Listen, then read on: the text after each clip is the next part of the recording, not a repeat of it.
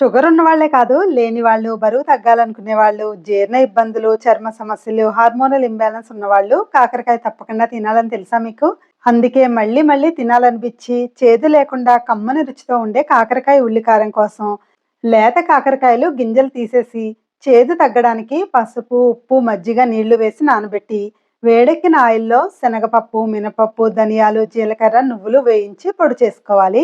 ఇంకాస్త నూనెలో ఉల్లి, మిర్చి, అల్లం, వెల్లుల్లి, కాస్త పసుపు, ఉప్పు, చింతపండు ముక్క వేసి బాగా వేయించుకోవాలి.